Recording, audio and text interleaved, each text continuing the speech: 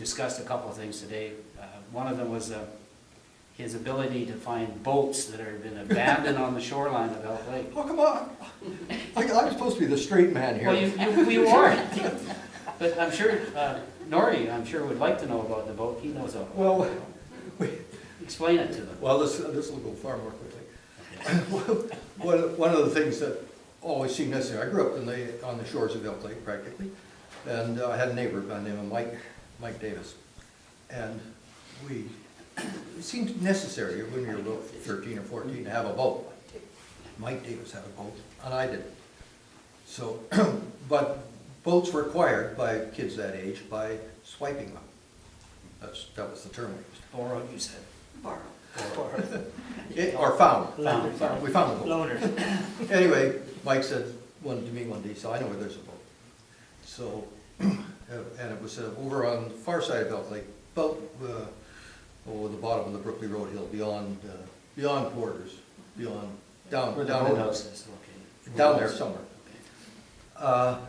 So one morning, and I guess it was probably in the spring of the year, it was very, very foggy. We used to get pea soup fogs. We don't seem to get that so much anymore. Anyway, we struck off in Mike's boat across the lake in this fog, thinking this is the ideal time to find a boat. And particularly one we knew where the location was. Good find it. So we got to the other shore and found our way along, and sure enough, there was a boat. But it had been washed up on the shore, and since Mike had seen it there, I guess, it filled, at least partially, with sand and mud and so on, so freeing it from the shore and getting it afloat was a bit more of a problem than we thought. So, but we were up for the task. So we bailed all the sand and mud out of it. We actually put it partly full of water and sloshed it like this, and sloshed the rest of it out. The thing, I guess it had been sitting in the mud and it was still all wet and tight, so it didn't leak. So we got it out into the water and hooked it on behind the back of Mike's boat. We were rowing back across, right out in the middle of Elk Lake. But by now, the sun had burned the fog off. Everywhere, out in the middle of the lake for everybody to see, towing this boat home. Nobody seemed to be bothered by it because we got it home, and I found a pair of oars for somewhere. And I had a good use out of that boat for the whole summer. Anyway, that's the boat. That's the boat story. You got anything to talk about Elk Lake? Anybody? Royal Oak? I can tell you something silly about Elk Lake. You need my husband to be here. Oh, okay. Before we had a boat, I don't know how long, big it was, it wasn't that big, but it was a water skiing boat, and he was selling it. So he took me out for one last trip in the boat on Elk Lake. And we loaded it on at the boat ramp and everything. And we just went for a little around the lake. And there's a fellow in the middle of the lake with his ski up, and this was in the summer. And I think we made 3 trips around the lake, and this man is still sitting in the lake with his ski up. So we pulled up, and was he okay? And every time we went past, he looked a little bit worse. And so we hauled him into the boat. And the story was that his girlfriend and her friend were towing him, and he was skiing. But they were so busy talking, they didn't even realize he wasn't on the back anymore. And we got him in the boat, and we're heading to shore, and he said, have you seen 2 girls in a boat and all this? Once he got in the boat and out of the water and breathe and talk. And as we're pulling up to the boat ramp to take him back to shore, he says, oh, and here these 2 girls were going boat by boat all the way around the lake. Have you seen a man with a ski? I wouldn't have wanted to be those girls when he got older than me. But this was, I guess, 80, 79, 80, something like that, when Martin sold the boat. Okay. Cool. Peter? Well, I have no story to tell about being away from Elk Lake because I've never been away from it. What's the most exciting thing that ever happened to you in your life besides getting married? Maybe that was actually a very good story. You told me once. That one. Exciting, we worked on it. When I finished school, I started working on the Claremont Poultry Farm with Jack Armstrong. And in those days, we had all the birds were raised on range. That being the 54, 55 year. you raise your young birds in the birdhouses and you put them out on range. And so you spend an awful lot of time gathering up birds at the right time of year. And you'd have your coon hunts at night time because the raccoons love these two-legged birds that were just free for chasing out there in the fields. Yeah. Well, I don't remember ever catching a raccoon, but we'd have to go troop around through the bush at nighttime looking for raccoons. We had those, remember those, we used to put the flares out on the range, remember the red plots they used up for the highways? They had those. Oh, yeah.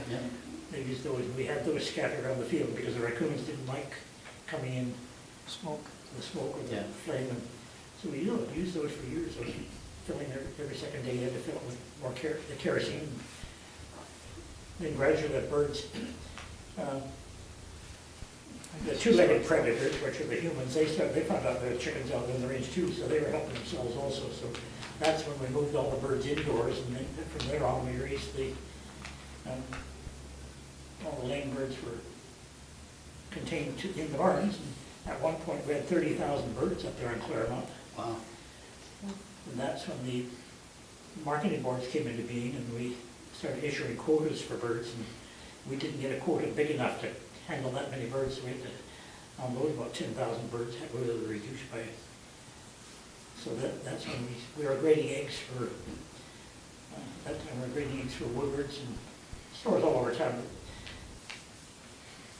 And so when we couldn't have as many birds as we needed, that's when we had to start going to getting eggs from other farms on the island, and eventually we went to the mainland, and we'd have a truck going to the mainland every day. Well, 4 days a week we went over to the mainland, bringing eggs back from the mainland to supply Claremont poultry. So I don't know what the most interesting thing it would be. It's just, Well, I know there's no holidays because Jack Armstrong, when he was in charge, we had one, we got a day off every second week. Then when I got married, as I recall, he said we were allowed 2 weeks holiday a year, but no, you can't have 2 weeks, because if you're off, if you're not working the 7 days ahead of that, you didn't qualify for the next, for a day off. So you'd end up with 10 days for 2 weeks became a 10-day holiday because you didn't qualify for the, you had to work 7 days to get your day off. So as you weren't working, you didn't qualify. So that was his way of You running the show. No reservations for it then.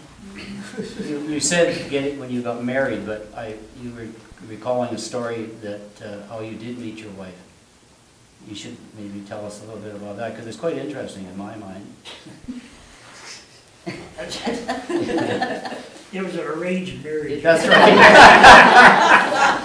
My mother, Mrs. Tuckey, Jean Tuckey worked down at the Bank of Montreal, and Ellen worked in the bank. She worked down there also. And the two parents got together. I guess they decided I'd lived in this house, had home long enough. I'd been there for 29 years, and the time he moved on. So why don't you have a date? So Jean Tuckey arranged for a date and went and played Monopoly one night at her sister's house. I guess that'd be Brenda Tuckey's place. And then, so I took Ellen, and we were there. Then 2 weeks went by, and Mom said, "All right, you got to phone Ellen again?" What was I supposed to?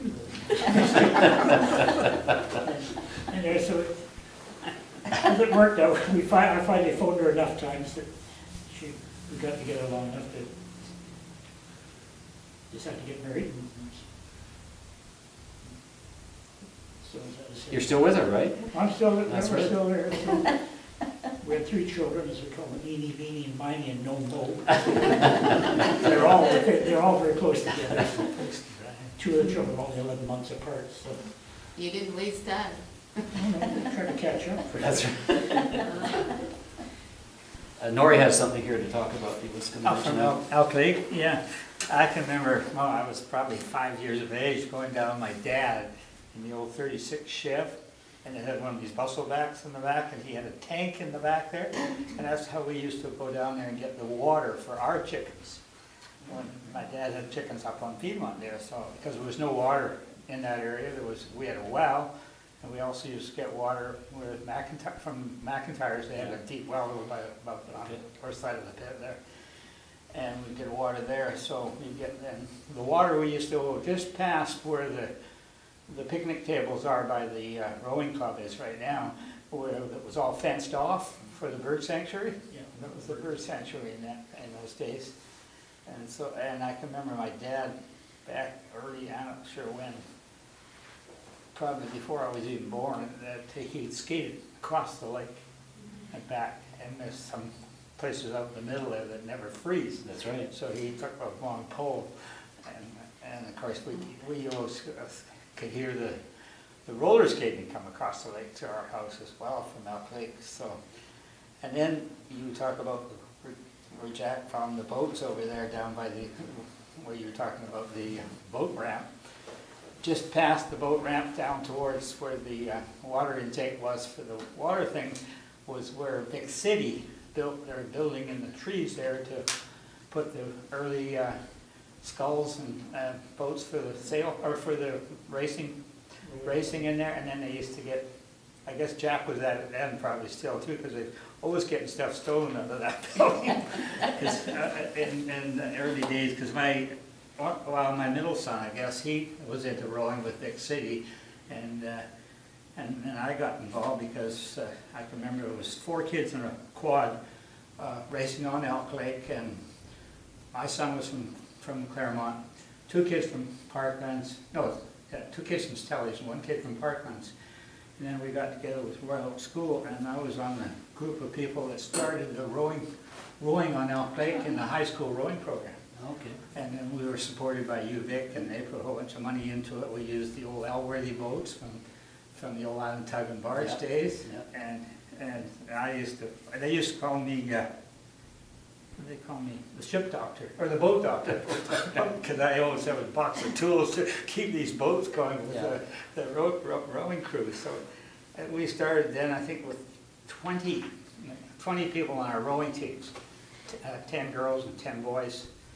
And so we could get a full 8, we were rowing 8s, and then they came over and built the one on this side, and that really pushed the rowing program. The thing that really knocked us back was when UVic lost 2 kids out there in the fog, Yeah. and a storm, and after that, boy, was regulations really strict on life jackets and coach boats and so on. And it's ironical, in 1989, I think it was September the 19th, we were just starting our rowing season. My youngest son was driving, he was going to work, he was still at school, and he dropped me off there, or was going to drop me off there, and my wife was going to work, and she was out working at Kaleidoscope at the time, on a Saturday morning, and we got to Cunningham's Corner, and we got hammered. And I was lucky to be here today. Yeah, I remember that. So that was the last time I was out on the rowing boats at Claremont, for Claremont. In the fall, it was the greatest place with all the leaves changing colors. We used to row on the other side. Once in a while, when it got windy, we'd go into with the smaller boats into Beaver Lake through the cut. So Elk Lake's been in our family for years. Yeah. And we grew up on the lake, skated on it and swam in it and used the water and everything else. That's So, great. Good. Somebody else on this side? Cheryl, have you got something to tell us? Yeah. Just anything. Come on, Cheryl. Well, I was born in St. Joseph's Hospital in 1935, February 18th. How many days after Darrell? 6. And I was brought home to a little house on Brookley Road, and my mom and dad rented it for $15 a month. My mother and dad got married in 1928, and my father's family held the seed farm, flower seed farm on Brookley Road, which was just down the road from where my grandparents lived. And I started school at Royal Oak School in, okay, Darrell, what year did we start? 41. Yeah, 41? Yeah. Yes, and I had to walk down this long driveway, down Brookley Road, up to Cunningham's store to get the Coach Line's bus. That was what they used for buses to get us to school. And anyway, by the time I'd get there, I'd be crying all the way. My brother had a bicycle, he wouldn't wait for me, he rode off into the wilderness or wherever.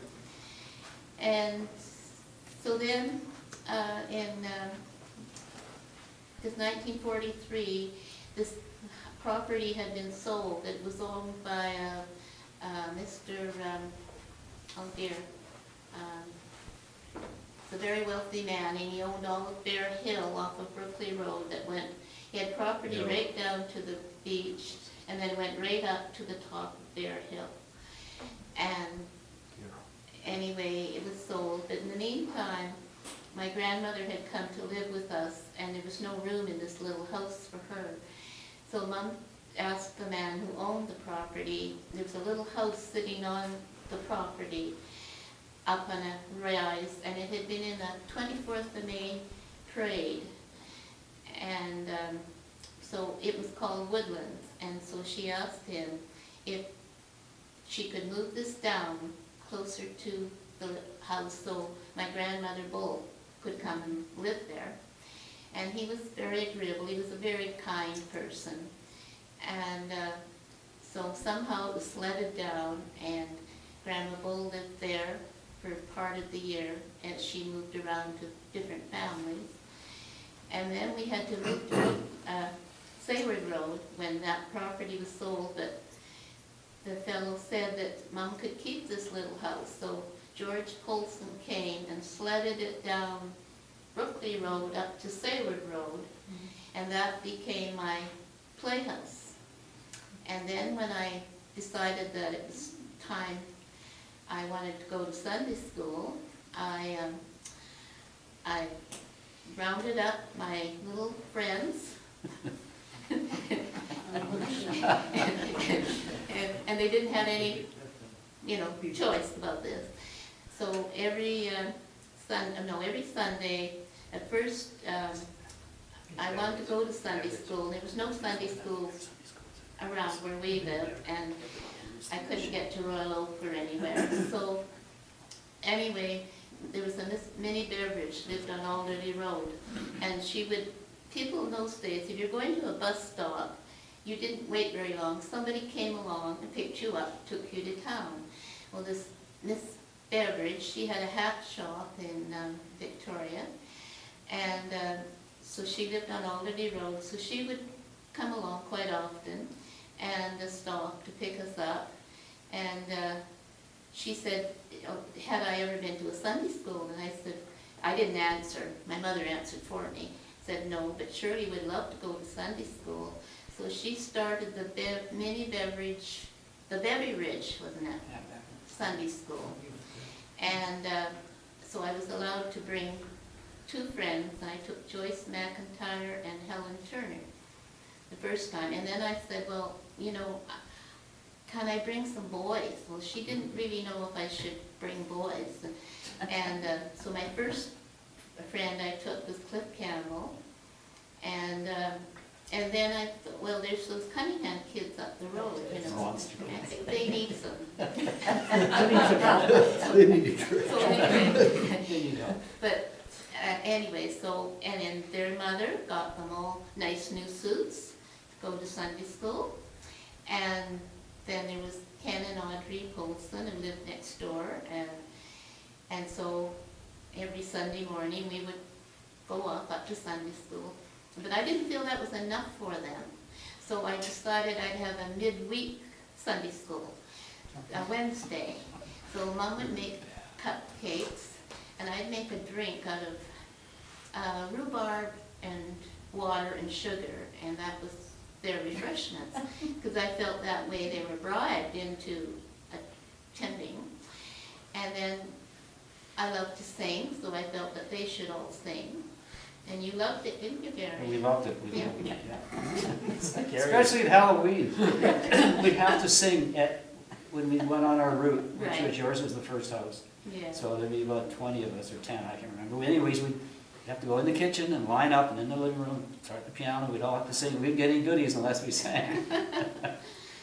So anyway, and then you never had to worry when you wandered around. I had a dog named Tubby, and I had an old bike, and I'd go riding around, and you always knew there was somebody that was looking out for you. And who it was Chuck Cunningham. He'd be out there, and I can remember riding down the road, and I'd turn around, there was Chuck standing there watching where I was going, so you didn't have to worry, and we spent all our days down at the lake. And anyway, it was a wonderful life, and I've stayed there all my life. I went to work at the Municipal Hall after graduating from Royal Oak High School. It was the first year it was started, and went all through the Royal Oak School, the older school. Went to Mount Newton for 5 years, I think it was. And then I got a job at the Municipal Hall in the accounting office. And my mother had been asked to go back to work there. She'd worked there in the 20s. At that time, and then I had a cousin. I had lots of cousins. They were wonderful. We had a big family of the full cousins. And I had one special cousin named Joe. And Joe and I were always thinking up things to do together. And so he said, how about I'll get you a blind date if you get me some. So I got him some blind dates. And then he said, well, there's this girl. He said, I've seen her around town. And he sort of described her. And I said, oh, I know who that is. So I arranged it that he could meet her. And then it all worked out well. And here she is today. She made me marry him. In the meantime, I had decided I wanted to meet somebody who was living down, well, he wasn't living there, his grandparents lived down the road. And I'd seen him, but anyway, and he was playing softball at Beaver Lake Park there. They were called the Eagles Flats. Park. Eagle Park. Not the Eagle Park, he was playing at Oh, Oh, out in one Halbert. beyond, Yeah. yeah. Yeah, and they, Swans, they call them. so anyway, my girlfriend and I were walking down, we thought we'd go and watch the game. So anyway, and then we went to the ball game, and then after we went back to the restaurant, Stuthers had the restaurant. Black Swan. The Black Swan. And these ball players came in, and so then I decided, well, we better get going home. So we went out, and this car came along, stopped, and somebody got out and said, hey, Cheryl, do you want to ride? And it was Jim Gilbert. And I thought, oh, great, sure, I want to ride. So I had my bathing suit with me and everything. So in the meantime, I get in, and the driver was named Bob Lee, and who I knew, but he didn't know me. And so they were driving us home, and I thought, well, gee, I don't want to go home right away. So I said, I'd like to go for a swim. So anyway, I had my bathing suit with me, and my girlfriend, she didn't want to, and I was never a very good swimmer. But anyway, I waltzed into the water and pretended I was having a good time, came back, and so anyway, then we were dropped off at my place, which was just a few minutes up the road. But I always say that I was a pickup, and but anyway, and now my husband has Bob's. That's what he calls me. If anybody said, how did you meet her? He said, she was a pickup. I mean, I really did know Jim Gilbert. So anyway, make a long story short, we got, the Sunday school from this Beveridge had started, we got so large that they decided they wanted to build a church. Well, it became called the Root Cellar, wasn't it? And it was built on would have been on East Saanich Road, because the highway hadn't gone through. So anyway, that's where we moved to go to Sunday school. And Gary, even his Granny Cunningham would attend, and Gary even came and played a guitar there, didn't you? When you Yeah, were- try it. Used to sing solo. And I used to sing by myself, too. Didn't you believe that? No. And I didn't really have to drag them there then. They were quite willing to go. And then they decided to build a sanctuary on the top of the church. And so Mr. and Mrs. Amos, who were my husband Bob's grandparents, lived down the road. So the church services were held there while they built the sanctuary. And in 1955, Bob and I were the first ones married in the sanctuary. And then the next year, 1956, Enid wore my wedding dress, and Joe and Enid were married in the sanctuary. And the minister was Mr. J.M. Clark, but we called him Elmer Fudd. And he'd been a high school teacher at Mount View School.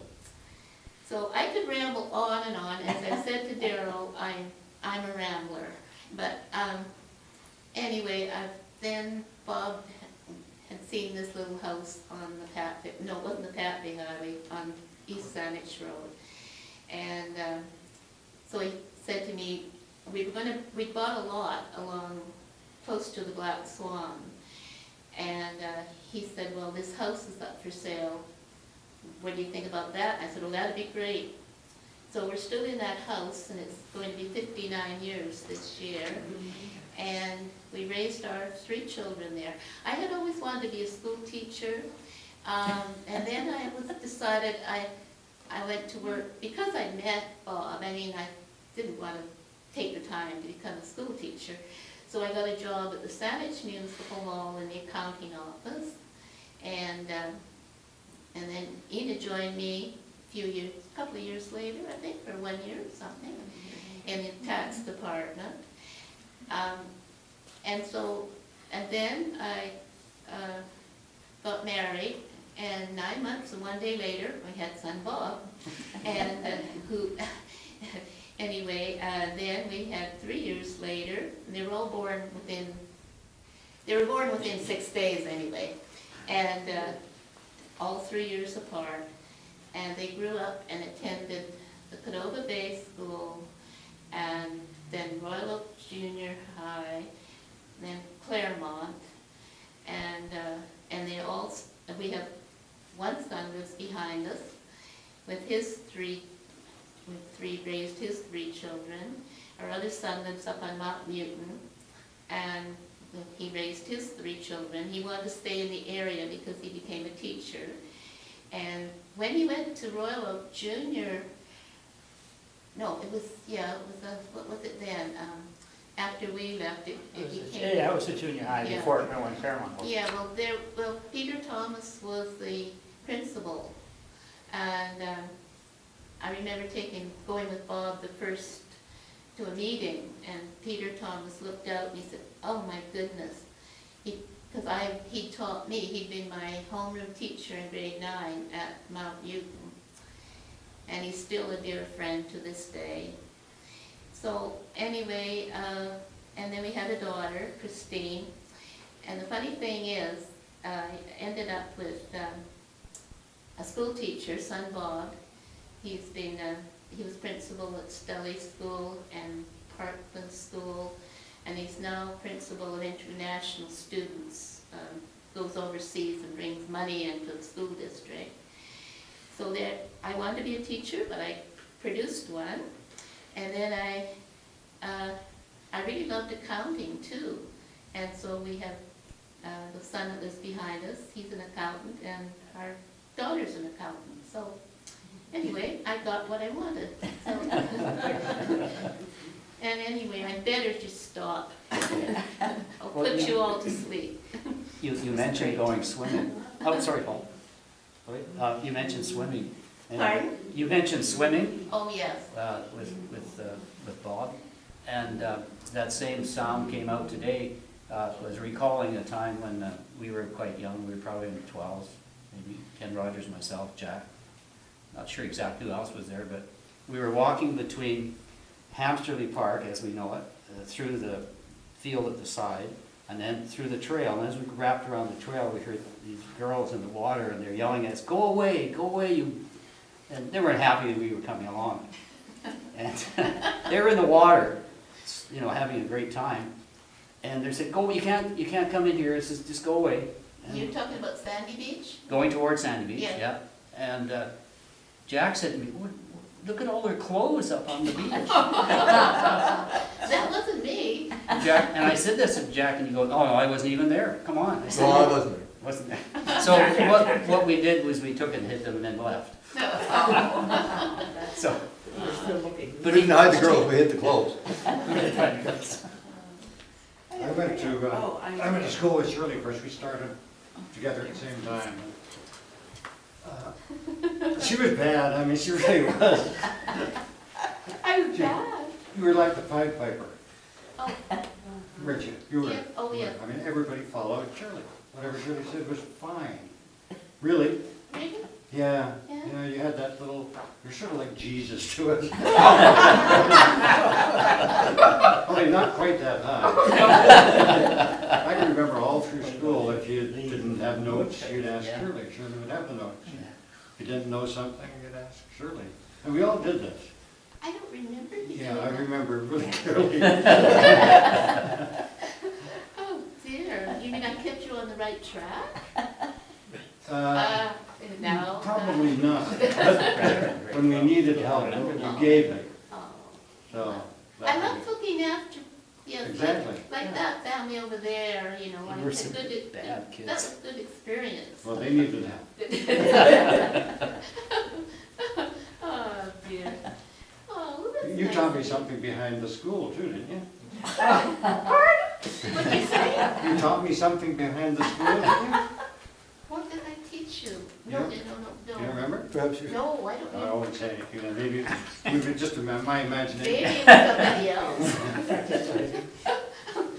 Oh, well, we didn't play kissing games, did we? Oh, yeah. Oh, oh, yeah, maybe, but I don't quite remember it, but I guess that was one of the things, yeah, that was hee hee hee and go around. Yeah. Oh, There was a boating story. Tim Hives and I spent a lot of time at the lake. And somebody had stuffed a canoe in the bushes. I don't know where it came from. The only canoe we'd ever seen on the lake. And we didn't do anything at the time, but a few days later, we were at loose ends and let's go to the lake and try that canoe out. It's a Saturday. And we were roaming around for a while and it got dark. We stayed out pretty late. And eventually a party started up. If you know Beaver Lake, on the left side going to the lake, there's three rocky points. And on the far one, in those days used to be a party spot and you used to go drive your car there. So we were out, we were around in the middle of the lake in the canoe and this party started and we went over to it, we were watching and it was guys from Langford Speedway, it was the race car guys having their after race party. All drunk, loud, running around half naked. It's not a big story, it doesn't have a big ending.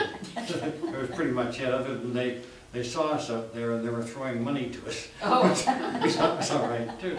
We ended up with a couple of bucks out of it. I haven't got any more than that. That's it. There was a red canoe. see, you tell me It was you can never paddles. remember anything. You remember quite a few things. It comes.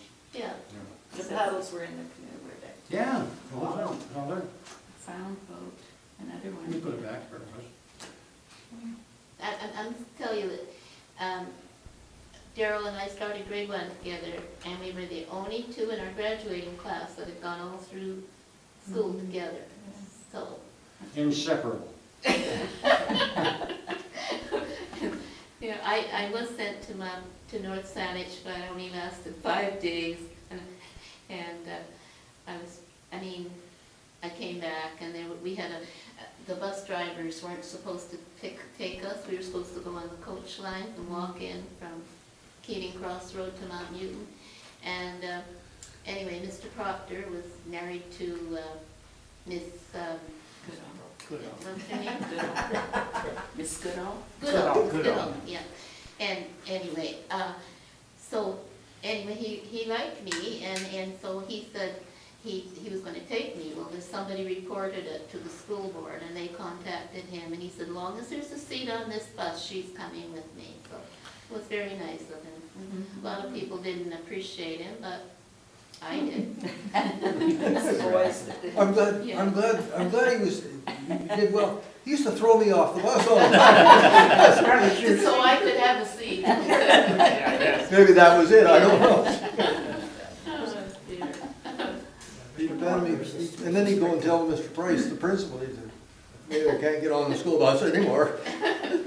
Oh, dear. Then when he heard I was getting married so young, he said, well, I was 20, I guess. Well, you're throwing your life away, it should be. So, anyway. I don't think you did. One of the things I was doing this afternoon, just, thinking about stuff, trying to remember all the people living around the lake, and you just keep walking around writing. Yeah. I'll just throw out a few names, and obviously some are not here, but not in the room, but they're not here physically. But one, of course, that I like to talk about would be Russ Lucas. His parents owned the Toby Jug. Remember him? Of course, Jack Mr. and Mrs. Pease, do you mean? Beg pardon? Mr. and Mrs. Pease? No, Lucas, they owned the. Oh, well, they- that was our later. Yeah, they bought Pease. it, they bought it from Mr. Pease. Yeah, Later, yeah. right. Yeah, and then, of course, Jack and Ann Mather and Shirley and George Mort Robinson, right? That was Shirley's brother's nickname. Yeah. Of course, the Cunninghams, Gary, Jim Allen, Barb, Stan, and Neil.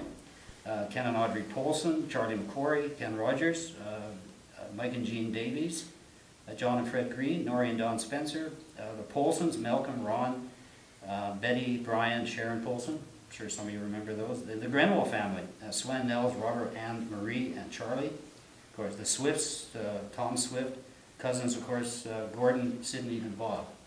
Did you have the Campbells team. on there? No, I didn't get the Campbells. I ran out of paper at that time. But it's quite, in my opinion, it's quite interesting when you start doing that. At first, you can't really get into it, and then you run out of paper. And then you know there's more, Yeah. and you really don't know where to put them, but, they are people.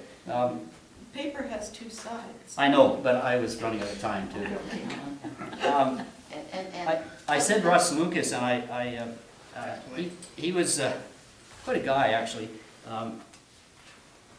Why I mentioned him was that he was he should have been a stunt driver. At 17 years of age, he could do almost anything, whether it be a motorcycle or a car. And of course, he had a recollection is that he had a BSA 650. And the first time he took me for a ride on a motorbike, the first time I ever been on a motorbike, was down the center lane of the Pat Bay Highway. Cars going either directions, and there was, mind you, 2 lanes, not like it is today. And that kind of put me back. And then he said to me one time, he said, let's go for a ride at night. I'm going, yeah, okay. He was very confident. He was so confident with the bike. So he decided, I'll take you up to the Mount Doug Hill climb. I said, I've never been there. But this was after midnight. So we drove up and down those hills till a good hour, jumps and all this. And I'm sure I almost ripped his jacket off the back hanging onto the bike. It never fell off, but those are the things that he would do. The thing with being a white knuckle treatment with Russ whenever he was driving, he had an ability to drive and repair mechanical things. Didn't matter what it was. His mother had a Hillman Rapier 2-door hardtop.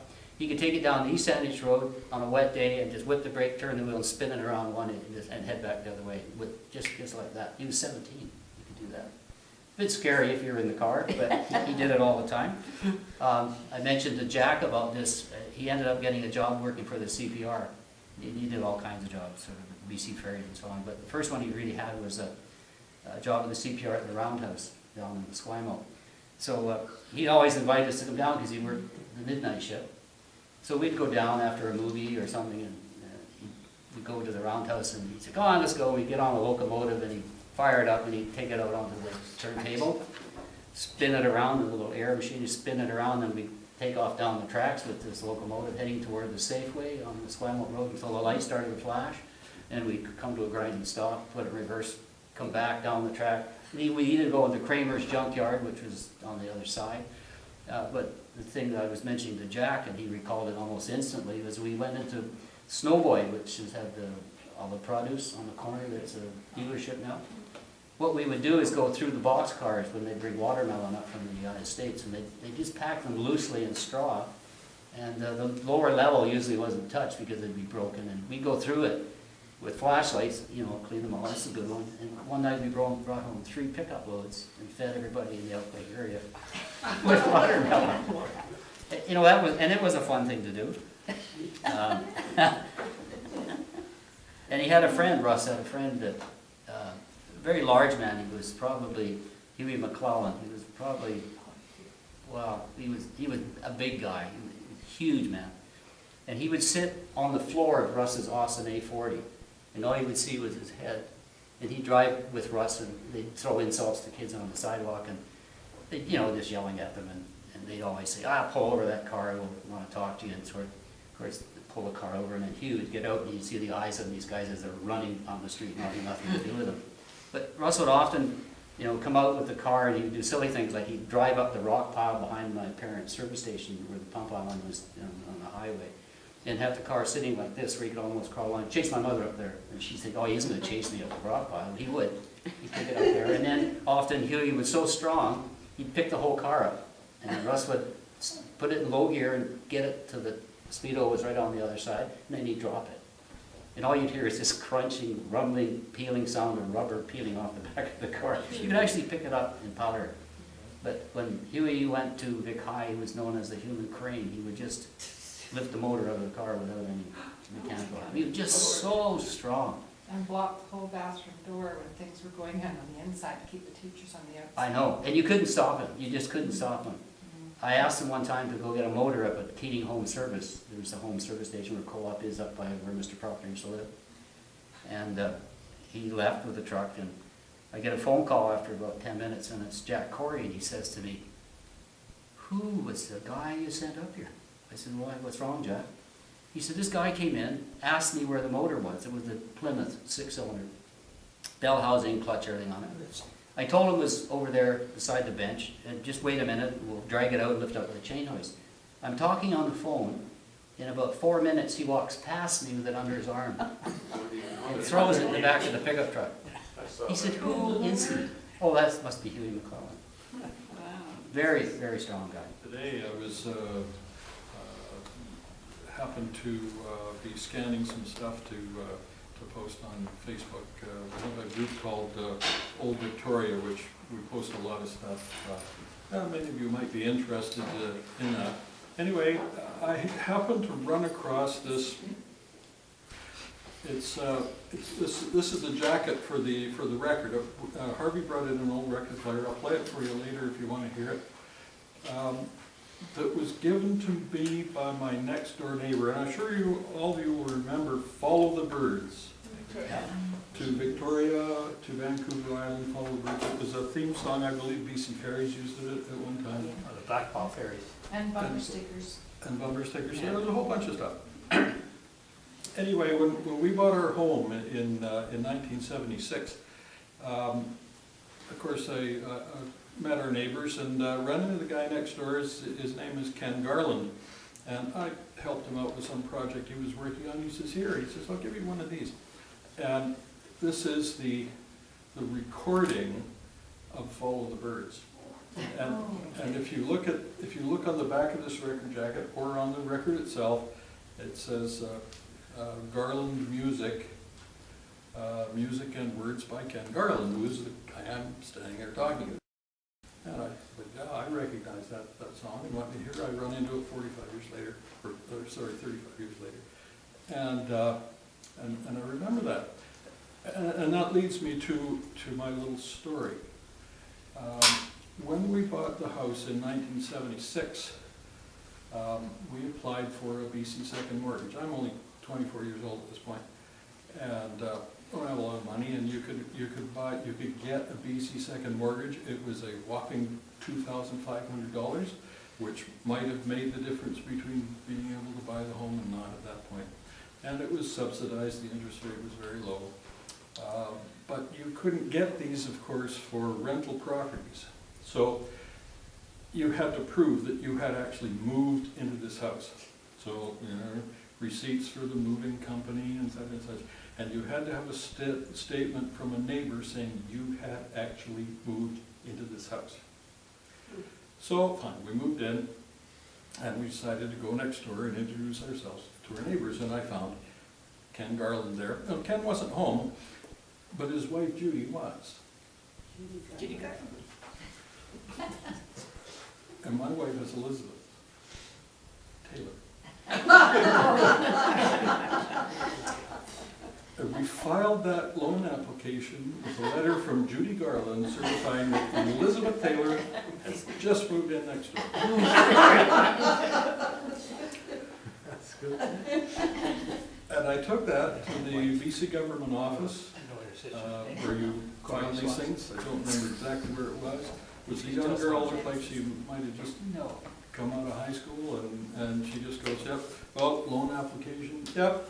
Oh, moving receipts, yep, oh, letter from the neighbor, yep, okay, that's fine. Never even batted an eyelid. I often wondered what happened after I left the house. Anyway, I've been telling that story for the last 35 years. You have a billboard. This I told Harvey and I every Thursday get together with a couple other guys and have a beer and yak and what have you. And one of the other guys, I told this story today, rehearsing for tonight's meeting, I suppose.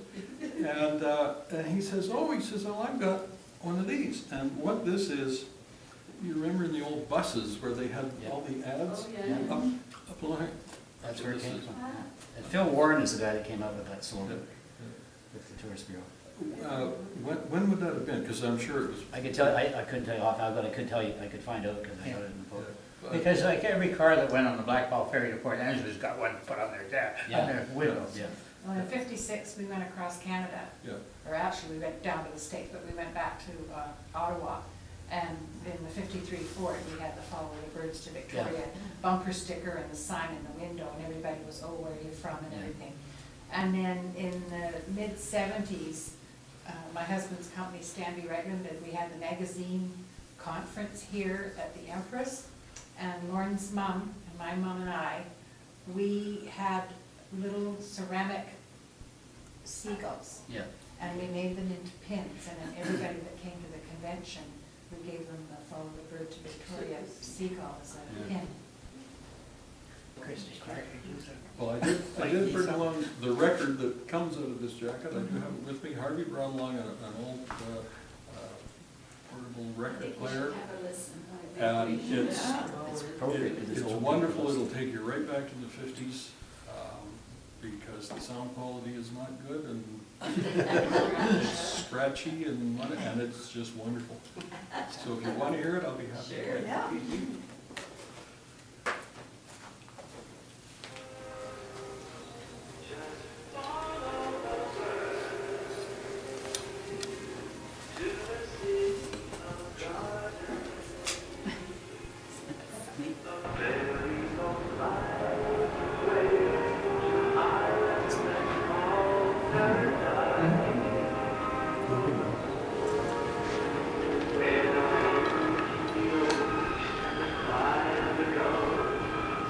Follow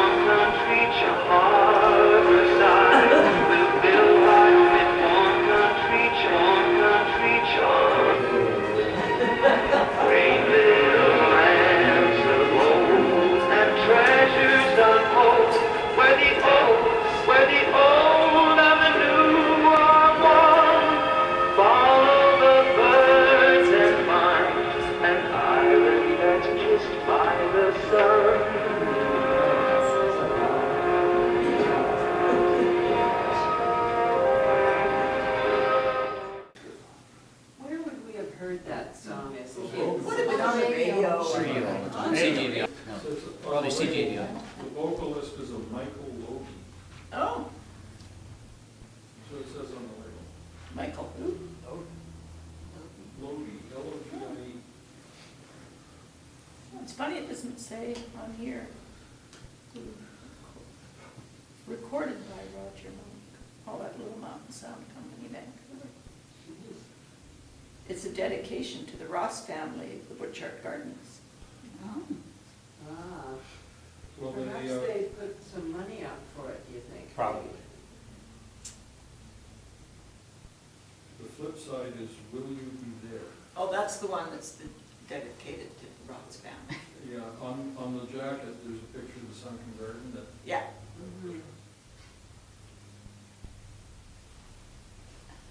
Just Well, that thinking, was a great story, Paul. just thinking Yes, that it was a great story.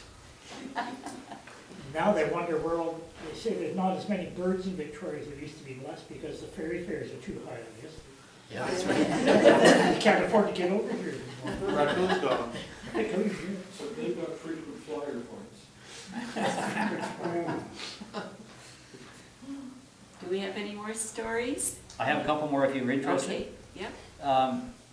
We were talking about, Jack and I again yesterday, we were talking about situations that with his parents had. And one of the things that his mom and dad quite enjoyed was playing badminton.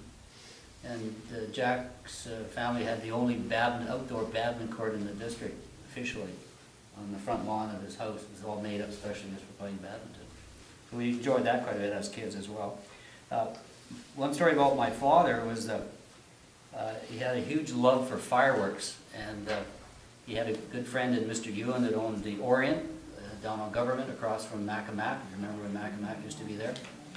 Well, fireworks time for him was like a pickup load of fireworks, and then I guess the cost certainly wasn't great in those days, but he'd have rockets that would go like right over the garden house and disappear, and they were just amazing. And one of the things he loved, of course, was big pinwheels. They'd be about 15 inches in diameter, and they wouldn't go for like 30 seconds. They'd get about a 5 or 6 minute pinwheel spinning on a post. So what would happen, majority of the kids in the neighborhood, after we'd gone trick-or-treating in the neighborhood, would come and we'd have a big fire out between the old log cabin porch and the garden house. And once the firework was underway and people had hot dogs and everything, at the time Dad couldn't wait to get out there with his boxes and boxes of fireworks. They'd be flying all over the place as a big show. And then the pinwheels would start. So Mrs. Lucas happened to be the lucky participant this time. She was, as Jack said, she was kind of a portly woman. Always would kind of dress very appropriately. Didn't matter if it was a fireworks display or a bonfire, didn't matter. Anyway, she's standing, and I don't know how this happened, but he had done a couple of pinwheels, and then he puts a big one on. So it's spinning away for about 3 or 4 minutes, and then it starts to do the wobble. And it does this wobble, and it comes right off the post. And Mrs. Lucas is not really in its way, but it finds her instantly. And she's running down the old driveway, turns really hard right to go get up on the big veranda. So she turns right, the pinwheel turns right with her. It follows her right up the stairs. And sort of went through her, between her legs, I guess, I don't know. It was quite hysterical. She was screaming and yelling and going crazy, but I don't think she got hurt or anything, but it was quite humorous. I don't know if you've ever seen a For lady. everybody, for her. Yeah. But it was the great pinwheel mystery. But that was one of the things that they did. I mentioned the Halloween thing, of course. We learned to have to sing with Shirley's family, and we'd have to be traced into the house, and we'd have to perform, and we'd all do that. And then we'd do our trek. We'd be about, 10 or 12 of us, maybe more, who knows. We'd go down Sayward Road, and then we'd head up Alderley Road. And Alderley Road didn't go all the way through. It went up to just where the school starts, where Bosher's place used to be. But we would veer off right past Brewster's house, go across the fields, and we had one of these coal oil lanterns, little glass, when we were all little kids going along in the dark, down through to McDonald's, Macintosh's, and then down the highway to the East Saanich Road, and then back up to the house. And that was our Halloween every year. We did it religiously, I think, didn't we? Mm-hmm. For a long time. And that was a lot of fun for a lot of us, trick-or-treating. I mentioned, when I mentioned these people, different people in the area, one of the families that came up was Berryland, and all of you remember Berryland. That was a Grenwall family that came from Sweden, and they sold strawberries, and they actually purchased the old Mycott farm down on the end of the left side of Alderty going down Saybrook. And one of the things that happened there is that our family seemed to adopt not only people, but dogs and cats, and then we had so many dogs and cats coming and going, they needed to get hit in the highway, and that would be the end of them. But my mother would often, some young fellow was, out in his luck and couldn't have nowhere to stay, would come on and pile in with us. So this one fellow got a job working for Grenwalls, delivering tomatoes from their greenhouses into the wholesalers in town. And in those days, I was dating my wife-to-be at that time, and I would come back, say from their house, 10:30, 11 or something, and he'd have the truck parked in the yard somewhere, big boxes of tomatoes, and they're all beefsteak tomatoes, all nicely put into these boxes. So I thought, well, that might be a nice gesture on my part if I just took 1 or 2 tomatoes out of each other box. Who'd miss a tomato? They're big boxes like this. So I was a real hit with my mother-in-law, because I don't know if you ever had beefsteak tomatoes on toast with salt and pepper. And Shirley used to do, she'd put salt on apples. She introduced me to that big time. And I couldn't eat an apple and she put that salt on it. It just wasn't the same. But so I did well, and they never did find out that I would take one out of this box, one out of that. Every night I would do that when I came back. And that's how I quite enjoyed that particular family. But they were a great family. They had a bit of a sad ending for them. Their father was killed in a car accident. Their mother did herself in. And Nels just passed away, Nels Grenwall, I think within a year. And of course, Swen, it was kind of a sad situation with him too. He took himself in too. So yeah, it didn't always go well for everybody. I guess that's all I can tell you about that particular family. Anybody got anything else? This isn't anything to be filmed, but our 50th reunion that we're having, 49 and 50th, I've got a lot of nostalgia of the 50s. If anybody wants to look at this, we can lay it on the floor or whatever. On the floor. So We can't get back up again. what is the date of your reunion? The date is July the 19th, 2014, and it's at the Mary Winspear Center in Sydney. And the doors open at 5, and we close at midnight. And our caterers are Stone Street Catering, and they are apparently fabulous. And we've had an absolutely enormous positive response to this reunion. Very exciting. Good. It's for the grads of 64 and 65, whichever. Yep. And the reason we always include 64 and 65 together is quite often years ago when we were in high school, if you failed one subject, you got held back a whole year. So lots of times the students that graduated in 65 were actually our age because they got held back 1 year for having to repeat one subject. It wasn't quite as easy as it was now. Kids could get, scooted through, but. Okay? Okay, seeing it was Olympics are on big time. Yeah. Big time right now. I thought I would just dig out and just grab the box. There's an old Royal Crest, mostly people would have seen that. Gloria that. Pope Yeah. designed that, I Oh, think. did she? Yeah. What about Peter, And, no, and there's Rod student, Hayford did one. Rod stu- Hayford. Students' Council, Is that the back? Students' Council, kind of tattered. And Harvey, there's the prefects. Remember the old prefects? God, no. And Harvey brought in a scarf, Yeah, that's, and there's some other ones here. But these are the Olympic ones. This is the small block award for sports and athletics, and you had more sports and more things you got in the large block. Well, that came in before I graduated, so I graduated in '57. I thought, because I can remember a couple of years before that being on the sports council when we got these things all going on the block awards, and there was different awards for other things too. But these are the athletic ones. I just thought with the Olympics today, I just grabbed the box. Look at those after. So there's a silver spoon award too. Yeah, I won one of those too, I still have that, And the silver oak. silver Noreen, spoon. would There you was a- mind if I took a picture of that for, if we wanted to put it in any kind of our, and use it in any kind of our reunion? Sure. That would be fine with you to do that? Please, everyone. What had happened was, It was Daryl's birthday yesterday. And it's Shirley's on the 18th. Oh, right. Which is, so that's so nice that the two people that went all the way through Royal Oak School together are here together tonight. So Heather has baked a cake, and there's a little bit of juice here to wash it down with. That bad, eh? So happy birthday, Daryl. Is it rhubarb with water and a bit of sugar? Sugar. And that schoolhouse, of course. Okay, how are we going to do this, Darryl? Mary's gonna do it. I'm gonna do it. I'm gonna move. Okay, well, look, we should arrange it a Well, little there's bit a- nicer, shouldn't we? Just, Is I'd that- like to go behind there or something. They're gonna move the cameras. You can sit there. We're doing it with Don't, he's a director, we are subjects. Okay. We'll do it your way next time.